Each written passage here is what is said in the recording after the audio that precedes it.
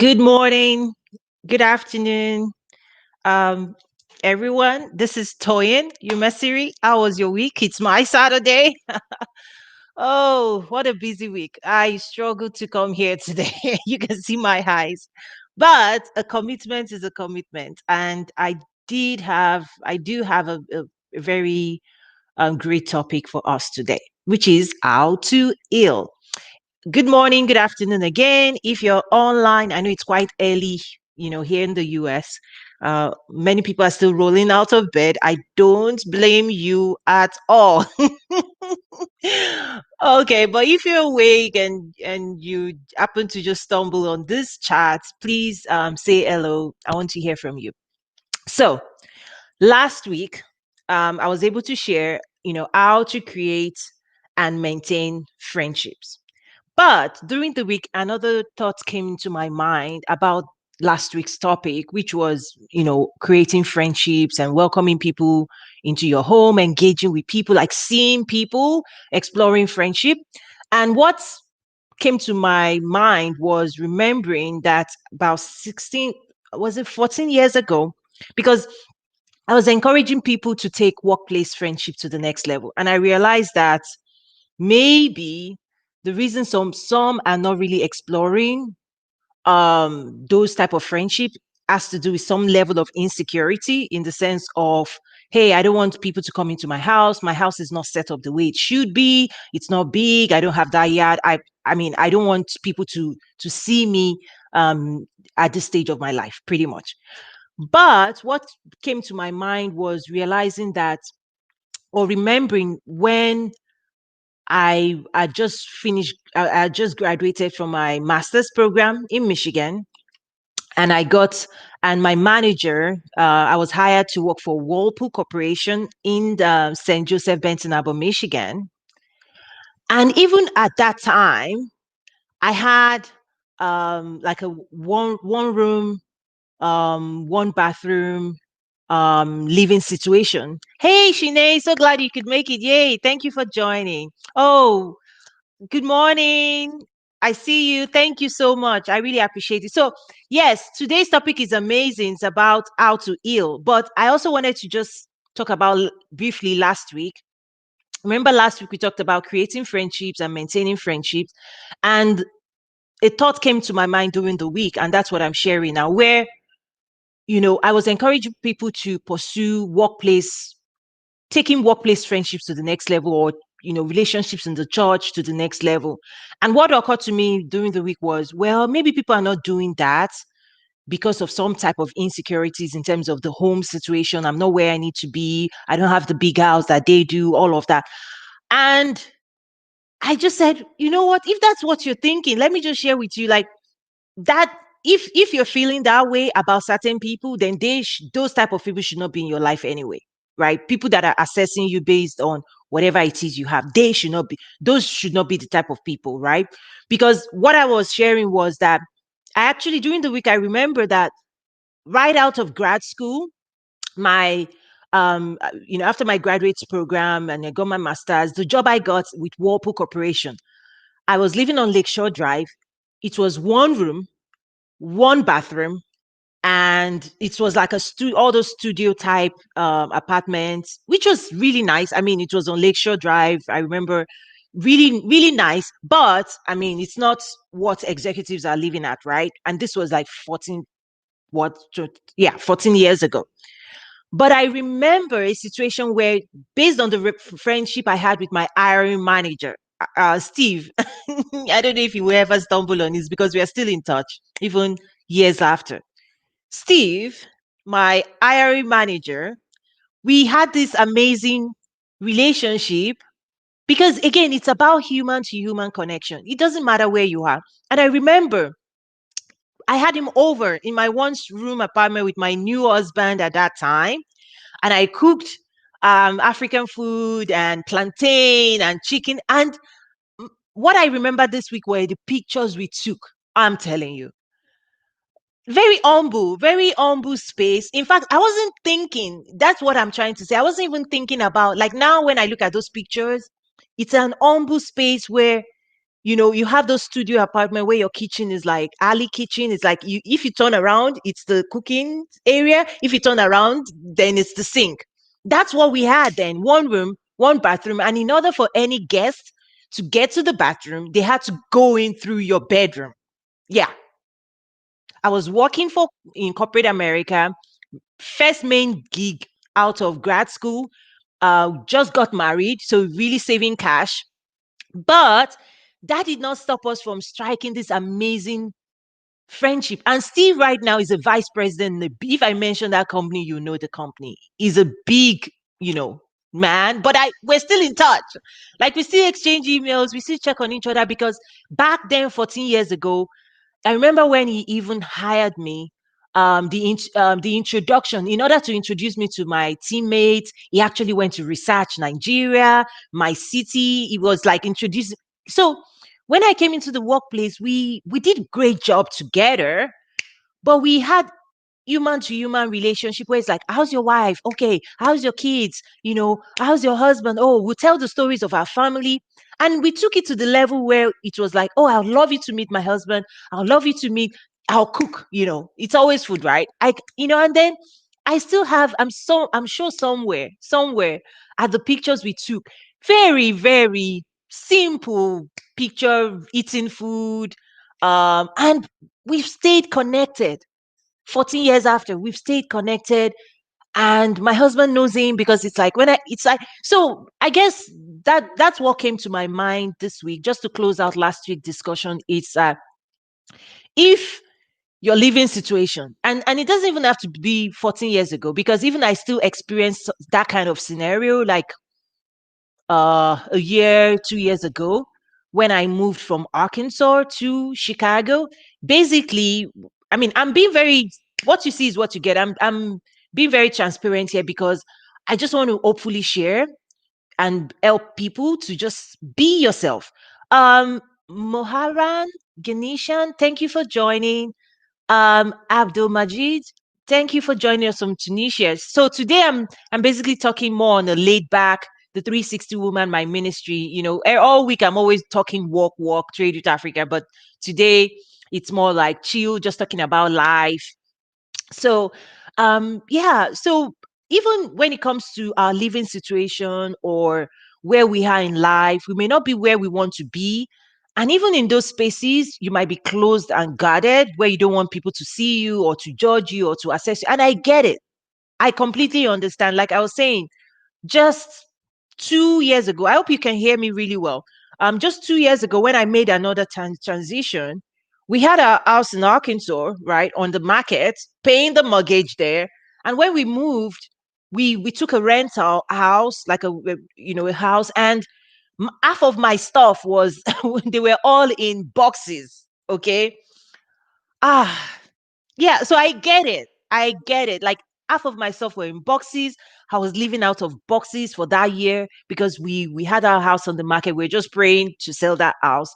And so during that 1 year, I mean, I wasn't living the space the way I was used to, in terms of having your own space, your own home, putting your pictures all around. No, this one I tried to make the space as presentable as possible, but we were in transition, and I knew, you know what, I'm not putting that much effort in here, because once the house sell, we are out. And that's what happened, right?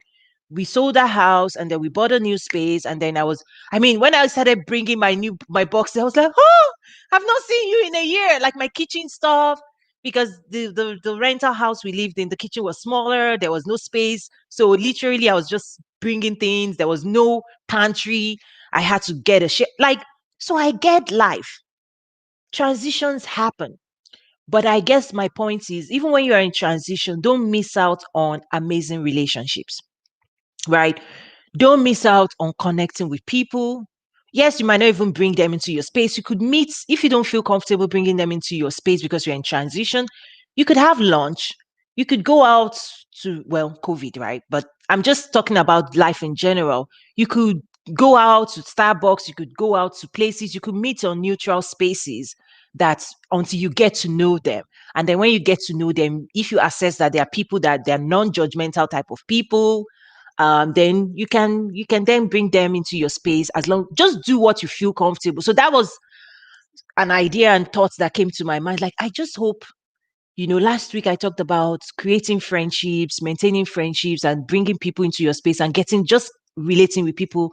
And I was like, I hope this is something I've gone through myself, but friendship and relationship should transcend where we are in life. And I have a lot of stories to share about that in terms of even when I was a student, an immigrant, 14 whatever years ago, 16 years ago, you realize that who you're going to be, God will make you. But in those times, I value those relationships and those people that I connected with back then.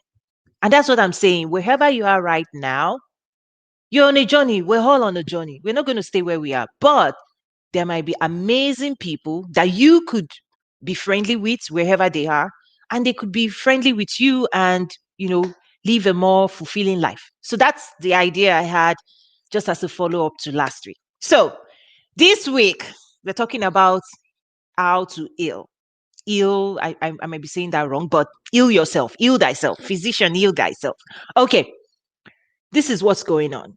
As long as you're human, you have wronged people and people have wronged you. Let me say that again. As long as you're human here on earth, you have wronged people and people have wronged you. It's the dynamic of relationships. Like last week, I talked about friendships. Well, when you enter into dynamic relationships with people, co workers, church members, spouse, family members, aunties, uncles, we step on each other's toes. We do with our words, with our actions, with our eyes, with our thoughts. I wish it weren't so, but it is the way it is. As long as you're here on this side of heaven, it's that's it. Because we don't know people's intentions. And sometimes we use our words and they come out wrong and it robs people off. So we're not going to be able to stop that. And one thing people do that I want to encourage you not to do is that when you encounter those type of things, you begin to muff yourself. You begin to, in your instinct to guard your heart, guard yourself, you begin to become somebody you're not. Meaning, oh, they spoke to me because I have because of how they saw me. So I'm going. That is it starts bringing pride. Like if I present myself in a certain way, people will not take me for granted. Have you tried that? Has that worked? It doesn't work because people are people. Do you know how they talk to, even presidents, whoever you are? If that's your strategy, just know it doesn't work. Because even Oprah, do you know people still slight her? People still talk about her anyhow. So if your attempt is, oh, as long as I'm this, if I'm this, it's because I don't have money, or if this because I'm this, that yeah, that's why that person is talking to me. Don't morph yourself. Don't change your DNA because of other people's bad behavior or lack of understanding. Let them be. Let them be. We do that. It's our coping mechanisms. We begin to shift ourselves, thinking that if we dress a certain way, if we look a certain way, if we speak a certain way, we will command respect. No, that's not how you command respect. Like, there's just name, even Jesus, people slighted him, they nailed him to the cross. So don't morph yourself. That's the number one thing. Because of odds, because of pain, because of how you're being treated, anywhere you are, please do not change who you are, your mindset. Don't become something you're not. Thinking that when you become that, then people will honor you or people will respect you. No, honor comes from God. It does. It does. Like you can't make anybody give you what they don't have to offer. You can't twist people, into valuing you. No, the value you have is the value that comes from God, right? But what I want to share today is what you can do and why you should do it. So the way I see it is your space, just think about your mind, your space, your emotions, who you are as a house, just like your physical home that you're living in. You invite people in, You can send people out. But when you invite people in, you know those people that will come to your house that they don't clean their dishes, you know, or that, they don't you invite them as a guest in your house and they don't treat your house really well, or they disrespect you. And that's the way you want to see, at least that's the way I see my space is, okay, I'm the one that invited you in. I'm the one that can send you packing. Like, I'll show you the door. But guess what? This is what happens. Even when you show them the door, the mess and the scenario that they created in your space, you have the responsibility to clean it up. And that's where I know last week I was saying, sometimes we will say, oh, they didn't say I'm sorry. Imagine if you're waiting, even if they say sorry, you still have to clean up the mess. You still have to clean up your heart. You still have to heal yourself. The best they can do is to take responsibility for the damages they've done, for the disrespect that they inflicted, all of that. But what if they don't? You are left with the mess. That's what I'm saying about life. That's the analogy I'm giving. That when people hurt you, they step on you, they do say things they shouldn't say, they are not living in your house. They are not living in your emotion. They are not living in your space. They have moved on with their life. They've left you. They've left your house. They visited. They were visitors. They said hi. They didn't treat you well, and they've moved on. Yes, they could turn around and say, "Oh, I'm sorry. Da da da da da. I wouldn't do that next time," and they will move on. But whose responsibility is it to set your house back in order? That's what I'm trying to say. It's ours. We cannot outsource it. And if we don't set our house in order, that means we're living in other people's mess. Because sometimes some people will bring their baggage or whatever and dump it at your doorstep. Like the stuff they are dealing with, the things they've not settled. People are moving around and you just say something, they lash out at you or they say things at you. It's not about you. What you would do is to clean up and say, hey, this is not where you're going to put those stuff, right? And that's the responsibility I want us to first have. It's that healing ourselves and cleaning up our space, our mindset, our heart, our soul is not somebody else's responsibility. We can't outsource it. We can't. we can we can't outsource it to our spouse, even the way they hurt, you hurt, they hurt, and you be like, "Ah, can't you know what I'm feeling, how I'm feeling? Can't you know what you did to me?" No, they don't. They can't. They're not you. They are not. No matter how much they love you, they can't help you heal. And that's where your personal relationship with God and how you use the word of God, it's the balm of Gilead, is actually the word that can heal up and bind up our hearts. So what do you think about what I just said? In terms of in your relationships, how has that been? Not just marital, I mean, life, friends. We say, and I'm the first person to acknowledge that I have been even the giver of pain. God forgive me. Like, because we say things we shouldn't say at the wrong time. We do things we shouldn't do at the wrong time. You know, that's life. Looking back now, they say hindsight is 2020. Now I'm like, oh, I'm wiser now. But this is I should have handled that scenario better. I should have done this better. Yes, that's how I feel about certain things. But we have to look forward. We have to take lessons. We have to learn from the past and apply it towards the future. We have to apply it to the present and then prepare for the future. So that's really the foundational principle, is that we are responsible for our space, who we are. And part of what then happens is that the longer we go without doing the healing process, the longer it will take to complete that healing process. But so the sooner we start, the better. Because, there are certain times you look at people's faces and you can even see through their soul, like this person is carrying a lot of stuff. Like the things they should have cleaned out. It's like, you remember the show they call the orders, like people that order things in their house. Think about it. That's the best analogy I could I feel inspired by God to share is that don't be a order of odds and pain. Let those things go, because your house is a mess. Like your physical, emotional well-being is at stake. Like, clean up. You know how you say, okay, it takes 2-3 hours to clean up a house. The more disorganized it is, the longer it's going to take to clean it up. So we want to get to a place where we can quickly, we can quickly clean our hearts up. We can quickly forgive. We can quickly move on. Because if you don't, you're carrying dead weight that you're not going to be able to accomplish what it is you want to accomplish. You're not going to be able to be the person you're going to be. You're not going to be able to serve the people you're called to serve. You cannot move forward because you are living in somebody else's mess.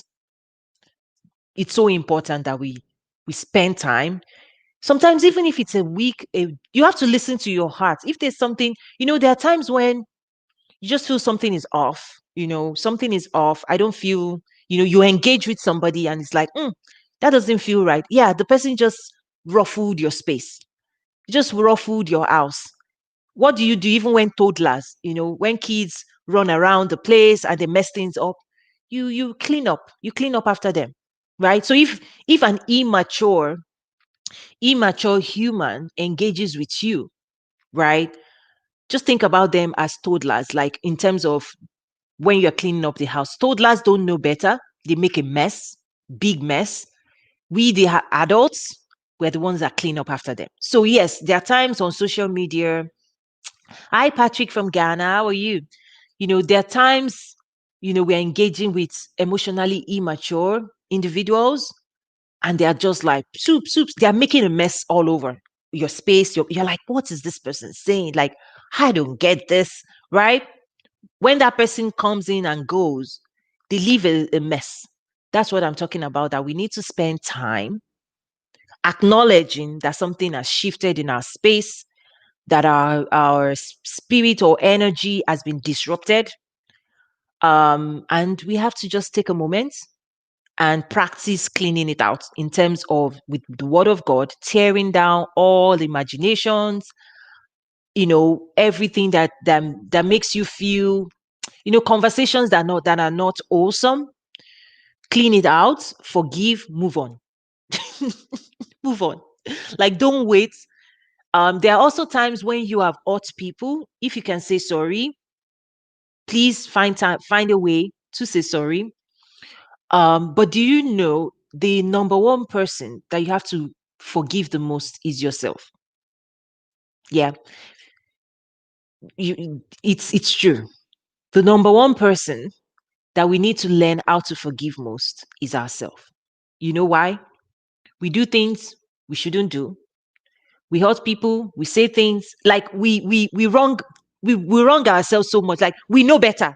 We know better. We'll be like, oh, I'm gonna do this. I'm gonna do this, and then you turn around and you do the exact opposite, and you're like, why did you why did you do that?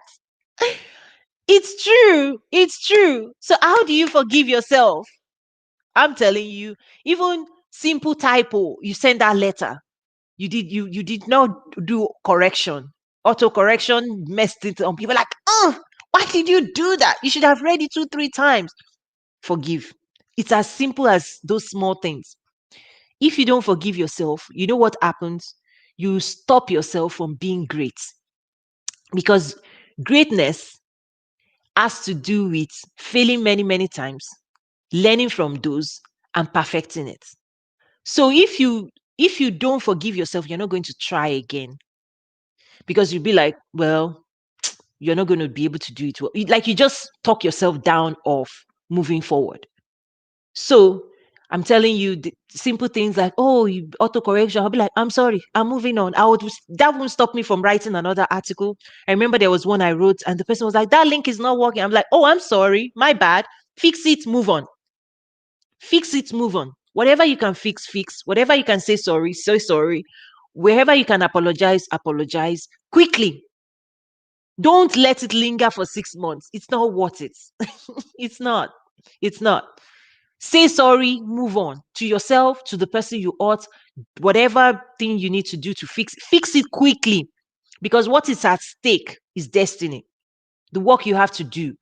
Um, and also, if you don't do all of these things that I'm talking about, the potential is that you're not going to let other people, like new relationships in, like you're not going to let new experiences in. It's like, how they say, people, when it comes to relationship, you're like, all men are the same. You've had one, two, three, four, whatever number that have treated you wrong. And then the next person that will treat you right is approaching, and you're like, "Mm, I'm not dealing." It's because you've not spent time to heal the damages of previous relationships. You've not. You've not spent time to listen to your heart, what your heart is craving for. If it's to lie down, if it's to cry, if it's to speak, if it's to journal, if it's to let it out and let it go. If you don't do that, new amazing opportunities and things would not come, because imagine if you've not cleaned your house and nobody somebody's knocking at your door. I mean, even Jesus, like Revelation said, I stand at the door and knock. Would you let me in? Like, I stand at the door and knock. If anyone one hears my voice and opens the door, then I will come in. But when the person is knocking and you see that your house is in a mess, you'll be like, no, not today. Right? You're not able to welcome new opportunities, new relationship into your space because the house is in a mess. So clean it up. So how do you clean it up? Number one, acknowledge. A lot of times people are in denial. They'll be like, is everything okay? I'm like, I'm okay, nothing. Are you okay? I'm fine. I'm fine. You're not fine. You're not. Oh, is there things something? No, denial. We deny before you can deny to somebody else, you've already denied it yourself, and you're now beginning to believe the lie. Acknowledge. First of all, acknowledge it to yourself. I don't like how that person spoke to me. That person slighted me. That person was rude. That didn't feel right.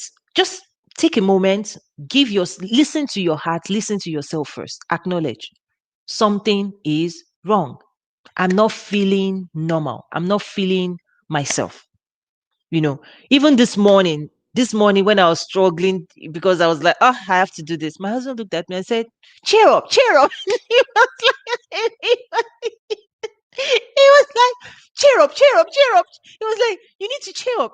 He said, you can change the atmosphere. Like, you can change the atmosphere. You can change. I was like, who is this just this morning? Because I was like, oh my goodness, why did I say I was doing this at 9 a.m.? Why? From a Saturday. I was telling myself, doing why? But you have to wake up and do this. You committed to it. So my husband looked at my face. I was like, cheer up, cheer up. I was laughing. He said, you can change the atmosphere. You have to go and motivate people. Yeah, I'm like, I'm telling you, I'm sorry. It was fun. I looked at him like, why are you serious? You- because that's it. It was so funny. It was so funny. It was so funny this morning. He was like, cheer up, cheer up, cheer up. You can change the atmosphere. You can feel better. And that's true, honestly. It's true. It's true. It's when you feel down or when you feel like, oh yes, you have to do something about it. Like it's up to you. And one of the things that is known in this space in my house is how mommy feels eventually spreads through the house. So that's why my husband now knows to check me and check me first, because when he sees it, when he sees it, the handwriting it was like, check yourself, like don't spread that negative or whatever. Like, it's just been a pattern we've seen that as the mom of the house, and for women, you have to know that the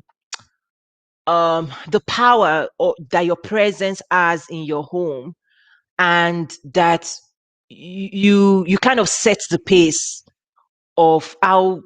And I mean, especially me, I can tell, like, when I'm happy, things are happening. Like, everybody's cheery because I'm like cooking, I'm doing everything for them. Like, oh, I want puff puff. That is an African dessert. Like, yes, cake. I want this. Oh, mommy, can we have spaghetti? Oh, yes. I'm doing things for them. When I'm not happy, nobody can move me, man. Nobody. And they now know. So it's their duty to make mommy happy. Because when mommy is happy, things happen. Wonderful, amazing. Everybody does amazing. Like, so that's something you have to also just know the dynamic of your space, of your home.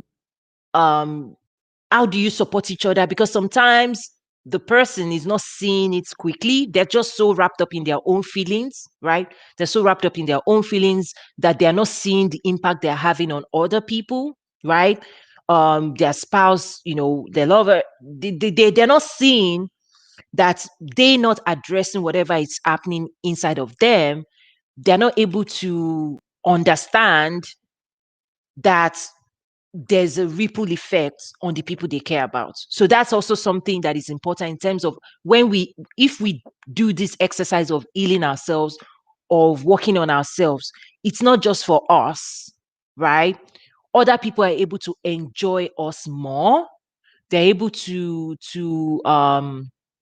be with us more. They're able to experience us in a better space, right? So if you have a relationship now that's it's not you love that person, but that person is not easy to be around, that could be what's going on, right? Like you love this person, but gosh, you can't just that person's so negative, like that person just drags, it's not you have to almost see them with empathy. Like you have to empathize that that person is living in a house that is messed up for real, and they don't even know where to start from.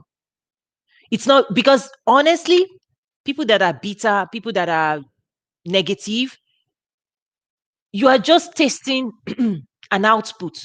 Imagine they live 247 in that mindset. You only engage with them for 5 minutes and you're seeing the bitterness. And you're like, so you shouldn't, so it's not about you. What you experience from people is who they are or who they've become. A lot of them, they are not out to put that on you. It's just a taste of they can't help themselves. I guess that's what I'm trying to say. So for us, instead of dealing with those people in judgment, you should actually empathize with their state of affairs. Because anybody that you can engage with for 5 minutes and you have a taste of bitter, you'll be like, that person is simmering, sizzling in a pot of whatever it is they gave you. So don't judge them in the sense of why did this person do this? Why? What? The person doesn't know better.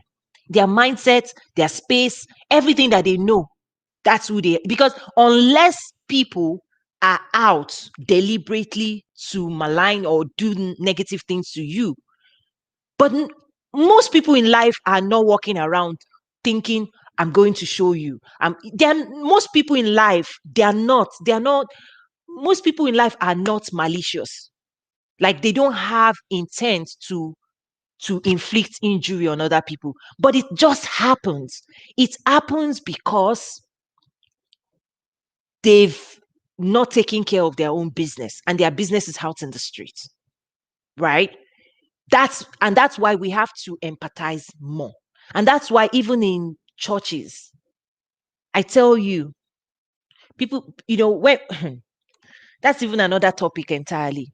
That's another entire topic. Because one of the things I say is that a lot of times, the people at the pulpit, we need to see real.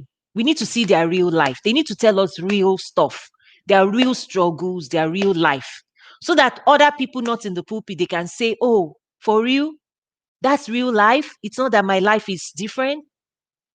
We need to remove the mask. I guess that's what I'm saying. Because we need to let people see that the struggle is real, that being human here on earth, we have to deal with stuff, we have to forgive. And I've not perfected this. I'm just sharing the few things I've learned, but I'm open to other dynamics as well because I'm learning, I'm growing, I'm trying to apply these principles as I learn them, because not everything we need in life is what we were raised with, right? So you have to almost raise yourself again.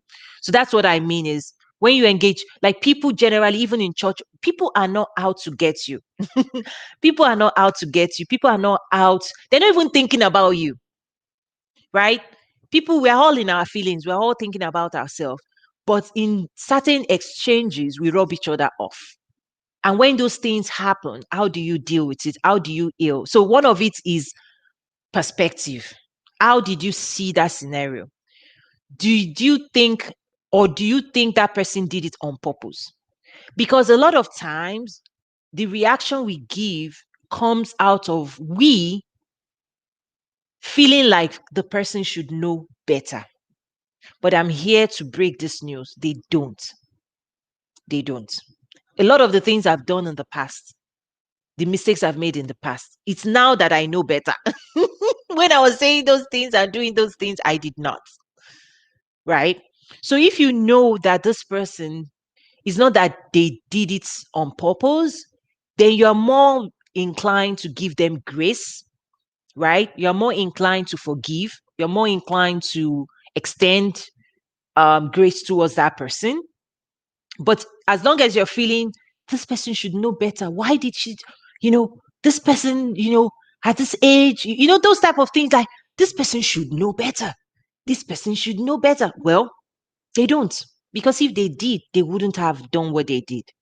So, how do you extend mercy and grace? It's like what Jesus did as he was on the cross. He said, Father, forgive them, for they know not what they do. I'm telling you, we need to learn a little bit of that. Not at that level of letting people, not at that level, but I'm saying people could be nailing you to the cross, proverbial, um, be doing damage, be doing things, but you almost have to think like, I don't think these people know what they are doing, that the impact they are having. I think that's a mindset we have to shift to. I'm thinking that way as well. I'm also learning as I'm speaking about this is I think we need to say these people, this person did not know better. So now that you know this person did not know better, you be like, okay, I understand. Okay, I have to go fix myself, right? I have to go fix myself. And that's why, forgiving people comes in when you realize, well, I wish this person knew better, but that person gave their best and their best is not enough. And that person actually have bigger things, they have to deal with in their own space and their life. Right. So for me, it's personal responsibility for my own space. Like I said, it's like the house. You have to clean it up. You know how you want your house to be nice looking? Your emotional life needs to be that way. Like clean up, put your house in order, shape up, deal with your mind, be in a good space, be able to speak.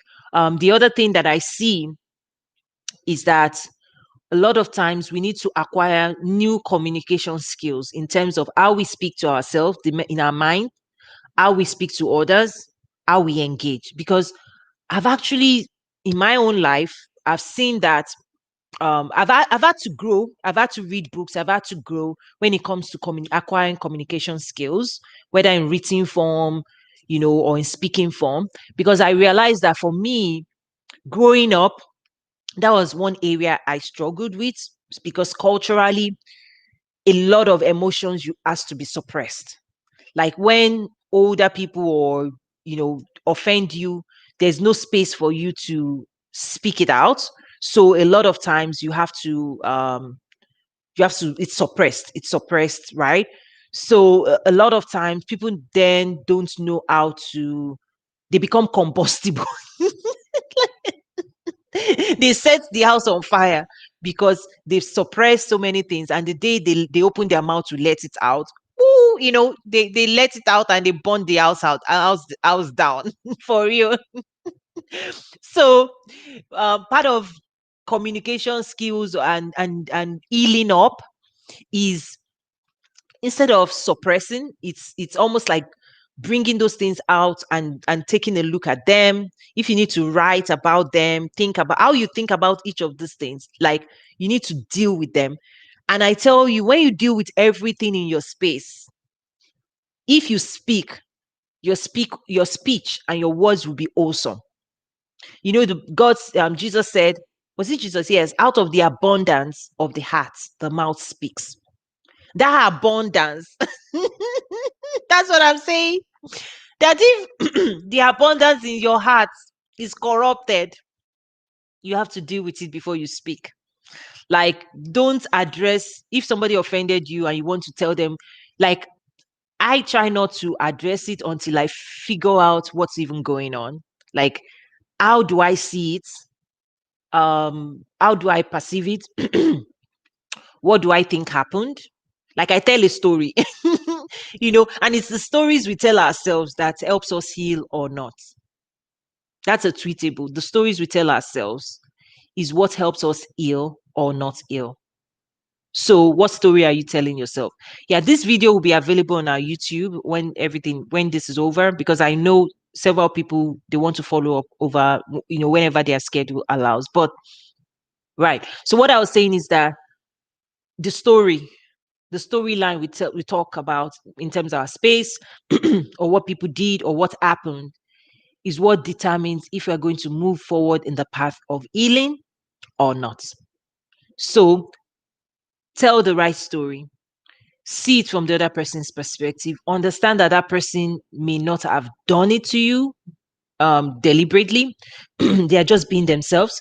That is who they are. Now you're left with the responsibility of creating a good space for yourself. That's all we have, guys. And that's all the responsibility that I take on, is learning how to clean up my emotional house, forgive, so that I can move on. And on that note, that's where I'm going to stop today. If there are no questions, is taking responsibility to clean up our emotional heart, emotional house. It's what we do anytime. It's what we do anyway. And we almost have to do it in the proverbial mindset as well, like making sure our mindset is in the right place. So thank you so much for today. Again, as often as I can do it, at least once a week is what I'm shooting for, but my schedule keeps changing. So if it doesn't permit, then every 2 weeks. I would love eventually to be able to do some things, maybe pick a week of the month and do something daily, like a theme week. If you have questions, please send it in. We do have a website that is a closed group where people can, engage and connect with other women. Oh, thank you so much, Shine. Thank you. I have so many ideas. I've been brainstorming so many ideas. I'm telling you, and I want to hear, like, in fact, I've even brainstormed this past week, like a Bible study on Zoom. That is not. This is a broadcast, so this is public, right? This is a broadcast that people out there can access. But I've been brainstorming something. I crave it for myself because I've moved so many times. Where I am now is just a year that I've been here, but I'm craving some type of maybe Bible study, prayer, something in a smaller group in a private setting. Because right now with COVID, it's November, it's winter. Excuse me. I feel like we have to come up with systems and community that will support us through the next 4 months. I think that's what I do. Is what am I craving right now? I'm craving connection. I'm craving relationship. Yes, I do have dynamic engagements globally, but even within this space, I'm also thinking, Shanae, oh wow, you think so? Yeah, I'm just thinking, like on a because I can't see your face. With this public broadcast, I can see what you're typing, but I can't see your face. So I know I would love, like, this conversation could be a lot more dynamic if we were like five on a Zoom chat. And because I also want to learn. Yeah, like I'm not just here to give, and no, I want to learn from you guys because your experiences are unique as well. Yes, I want to hear from you. Excuse me. I want to learn. I want to learn because sometimes we think our way is the no, I don't think my way is the right way. I can only share what I think and what my experience is, but I also want to hear from other people. So I'm thinking of a WhatsApp, like a private Zoom face-to-face chat. Okay, who's game? I see Miss Shine is in. Maybe I'll pull a few people. So pray for me. That's something I want to do. I crave that because I also want to listen.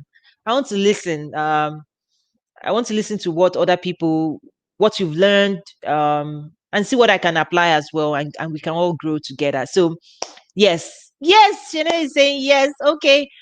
Please have a wonderful weekend, and we'll be back hopefully next week. Or I'll also let you know in terms of what I'm thinking. I've created a flyer, believe it or not, about the Bible study. Like that's me. When I have an idea, I have this. I write it all down. That idea may come to life 4 months, 6 months. It may take a while, but I always put things down. And if I can do something about that idea in 5 minutes, I do.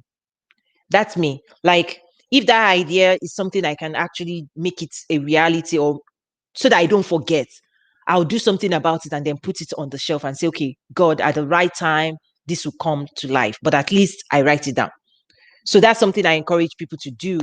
Like I have a long list of different things I want to do, different, but a lot of times, those ideas, it might take you time to for it to mature, but you don't want to lose it. So that idea of prayer meeting and like a prayer Bible study combo, I put it down. In fact, I created like a flyer. I'm like, this is what it's going to look like.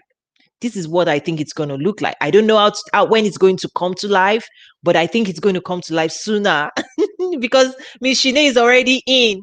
So it might be soon. It might be soon. That idea might be soon. Thank you so much for encouraging me on that, Miss Shine. That's super exciting. Okay. Thank you so much, everyone. Stay connected and please join the website, and I'll be trying to share more updates there. Okay. God bless you. Enjoy the rest of your weekend. I know I'm going to just go ahead and maybe take a nap. You can see my eyes is like the past week was super busy, and Saturdays are my rest days. That's what my son yesterday was like, oh mommy, Saturday is your rest day. Yes, it is. We work hard, we play hard, we rest hard, we do nice things. Okay, so take care of yourself. Get your rest in this weekend. Try and observe your Sabbath tomorrow, and then Monday you're ready to go. You too have a great weekend. You too, ma'am. Thank you so much. Hopefully, I look forward to seeing you on Zoom soon. Okay, bye and